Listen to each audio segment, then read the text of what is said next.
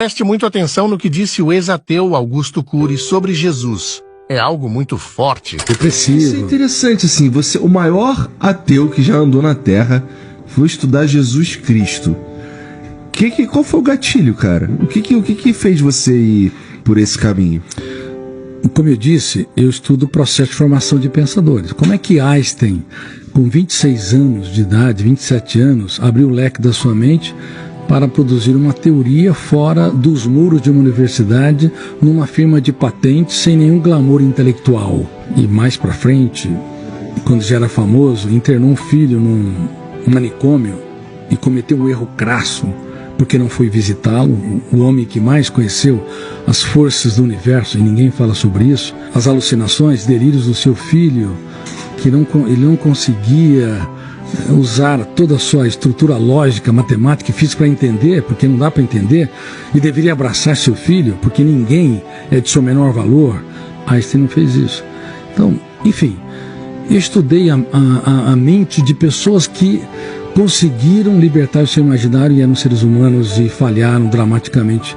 Por um lado, também Freud viveu esse drama entre a intelectualidade e baniu da família psicanalítica quem pensava contrariamente às suas ideias. Mas eu fui até esse homem, Jesus Cristo, e fui estudá-lo e fiquei perplexo, porque como pode, no exato momento em que Judas Iscariotes o beija, era para detonar o primeiro fenômeno, o gatilho da memória, abrir uma janela traumática ou killer. A traição é um golpe fatal, e quem nos traz são os amigos. Os inimigos, os desafetos, nos frustram. Aqueles que você se doa e te machuca na raiz, isso é uma traição. E naquele momento, quando abre uma janela traumática duplo P, com duplo poder de ter um volume enorme de tensão e poder de fechar o circuito, e você não abre milhares de janelas com milhões de dados para dar resposta inteligente, ou você agride, como muitas pessoas fazem, ou você recua timidamente. E ali havia uma escolta de soldados.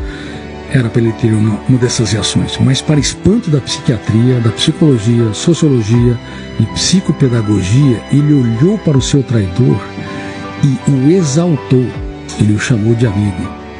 Amigo, porque ele não tinha medo de ser traído. Ele tinha medo de perder um amigo. E usou uma pergunta e levou o método do questionamento em níveis que o grande questionador da filosofia, Sócrates, jamais imaginou. Amigo, por que você está aqui? Claro que ele sabia porque ele estava lá. Só que ele não dava respostas prontas. Ele queria que o ser humano encontrasse o mais importante endereço. Ele queria que os seus alunos elaborassem as suas respostas. Aí eu teci uma frase: nunca alguém tão grande se fez tão pequeno para tornar os pequenos grandes. Então, para encerrar, Einstein era a maior celebridade da ciência, a primeira grande celebridade da ciência, que internou seu filho e não o visitou. Freud, o grande construtor da psicanálise, uma intelectualidade enorme e também muito sociável, porque escrevia milhares de cartas para os seus amigos, mas não conseguiu abraçar quem o contrariava em relação à teoria da sexualidade. Agora estava ali, o mestre dos mestres, sendo beijado por um aluno, porque na verdade era uma senha para a traição, e ele de fato o abraça. Ele dá tudo o que tem para aquele que pouco tinha. Eu fiquei perplexo. E aí virou cristão? E virei um cristão sem fronteiras.